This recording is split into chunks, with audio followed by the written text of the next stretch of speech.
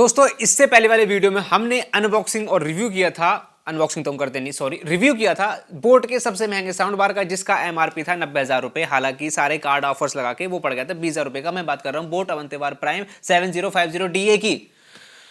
7.1.4 Dolby Atmos के साथ आता था वो, और 700 वॉट आरएमएस उसकी पावर आउटपुट थी। वीडियो डाली हुई है, चेक कर लेना। इस वीडियो में मैंने सेलेक्ट किया है मोटोरोला का सबसे कॉस्टली साउंड बार। हालांकि इसकी प्राइस है 70 से 80,000 रुपए एमआरपी। ये भी मिल जाएगा आपको 20,000 रुपए के आसपास। 700 वॉट का है, लेकिन ये है 5.1.4 कॉन्फ़िगरेशन के साथ, और ये भी Dolby Atmos soundbar system है। दोस्तों इसका पूरा नाम है Motorola amphi sound X vibe Dolby Atmos 700 watt. Flipkart के ऊपर अवेलेबल है, अभी शायद सेल चल रही है, तो 17 से 18,000 रुपए के आसपास ये मिल जाएगा। इतने महंगे साउंड बार में पैसा डालना ठीक है या नहीं है, इस वीडियो में देखेंगे। और साथ ही साथ ये देखेंगे कि ये जो डॉल्बी एटमॉस के नाम पे जो लोगों को अट्रैक्ट किया जा रहा है, इसमें कितना दम है, और 2 सबवूफर का दोस्तों क्या फायदा है, बेस यहाँ आपको ज्यादा मिलेगा या कम मिलेगा, मिलेगा या नहीं मिलेगा, सब कुछ। उससे पहले inbox content, looks and specifications की बात कर लेते हैं। दोस्तों जैसे ही आप बॉक्स ओपन करोगे, यहां मिलेंगे आपको 2 सबवूफर जो कि डाउन फायरिंग सबवूफर हैं। पीछे इनका बेस रिफ्लेक्स पोर्ट दिया गया है, और ये 6.5 इंच के सबवूफर हैं।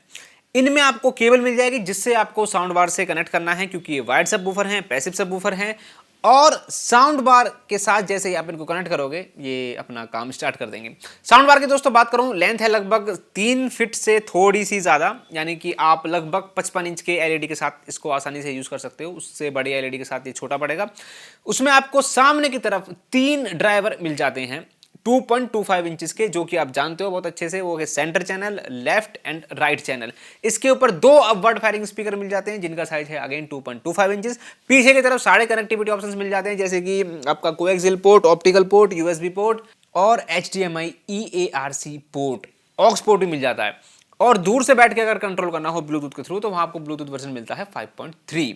यहां आपको कोई भी साउंड बार के साइड फायरिंग ड्राइवर्स नहीं मिलते हैं। बात करें दोस्तों रियर स्पीकर्स की, रियर स्पीकर जो इसके वायरलेस मिल जाते हैं, लेकिन आपस में दोनों कनेक्ट होंगे और दोनों को पावर सप्लाई देना पड़ेगा एक अडेप्टर के थ्रू, जो कि आपको इनबॉक्स मिल जाता है। रियर स्पीकर में 2.25 इंचेस के मेन ड्राइवर हैं, लेकिन इसके ऊपर भी अपवर्ड फायरिंग स्पीकर्स दिए गए हैं, जो कि रेस ट्रैक ड्राइवर्स हैं। ये जो 5.2.4 में जितने भी ड्राइवर्स हैं, यानी कि 0.2 का मतलब 2 सबवूफर हो गए 6.5 इंच के, 5 में हो गए दोस्तों आपको 5, जो एक 5.1 की तरह जो सिस्टम होता है ना, जैसे उसमें स्पीकर्स होते हैं, 5 चैनल्स होते हैं, सेंटर चैनल, लेफ्ट राइट और पीछे वाले जो 2 रियर सराउंड होते हैं वो। इसके अलावा जो 2 अपवर्ड फायरिंग साउंड बार में है, 2 अपवर्ड फायरिंग आपके सैटेलाइट स्पीकर में है। तो कहने का मतलब जो सैटेलाइट स्पीकर्स में अपवर्ड फायरिंग है, केवल मात्र वो रेस ट्रैक शेप के ड्राइवर्स हैं, बाकी 2.25 इंचेस के सर्कुलर ड्राइवर्स यूज किए गए हैं। गड़बड़ तो मुझे यही लग गई थी।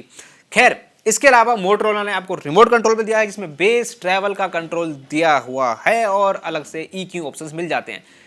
अच्छी चीज जो मुझे नहीं लगती वो ये है कि इतने सारे ड्राइवर हैं, सबको अलग अलग हम कंट्रोल कर पाते हैं। एटलीस्ट रियर स्पीकर्स की वॉल्यूम को या अपवर्ड फायरिंग स्पीकर्स की वॉल्यूम को अलग से कंट्रोल कर पाते तो बहुत बेहतरीन चीज हो जाती, लेकिन ऐसा नहीं हुआ। अब आप साउंड सैंपल सुनिए और फिर मैं बताता हूँ ये सिस्टम लेने लायक है या नहीं।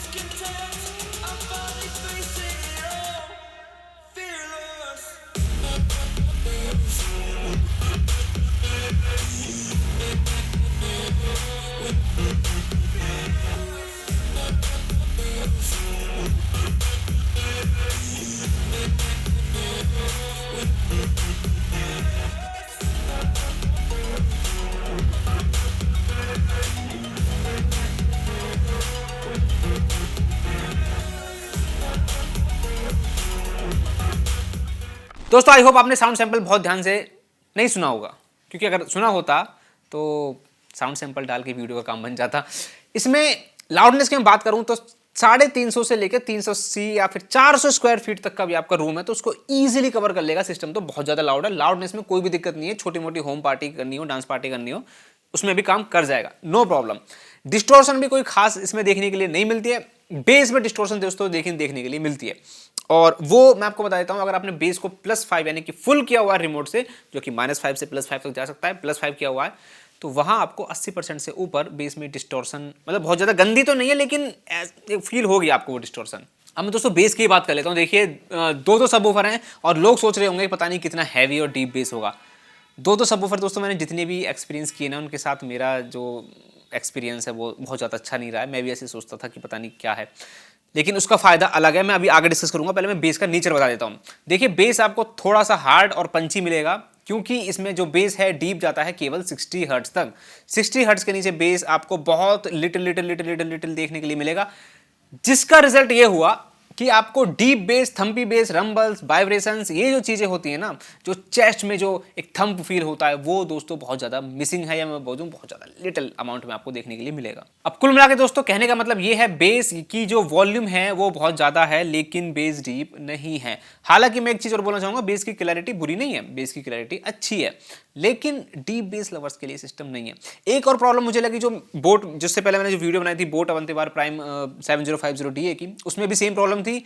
इसमें जो इक्विलाइजर है उसमें म्यूजिक मोड में तो बेस फिर भी बैलेंस रहता है, लेकिन मूवी मोड में बेस बहुत ज़्यादा बूस्ट हो जाता है, और अगर आपने बेस को +5 किया हुआ रिमोट से, तो वो बूस्टेड बेस बहुत ही गंदा साउंड करता है। अब दोस्तों मैं यहाँ पे ना थोड़ा सा आपका ध्यान खींचना चाहूंगा कि डुअल सबवूफर का बेनिफिट क्या है।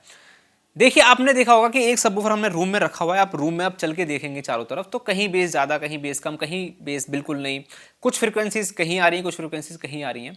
तो इसमें क्या होता है, दो सबवूफर अलग अलग कॉर्नर पे जब आप प्लेस करोगे, तो वो जो आपके स्वीट स्पॉट्स हैं वो रूम में बढ़ जाएंगे, यानी कि वो जगह बढ़ जाएंगी जहां बेस ठीक ठाक आ रहा है, यानी कि बेस में इवननेस थोड़ी सी ज़्यादा हो जाएगी। हालांकि रूम के डायमेंशंस पे, आपकी अकॉस्टिक्स पे बहुत ज़्यादा चीज़ें डिपेंड करती हैं, साउंड इज सो कॉम्प्लिकेटेड।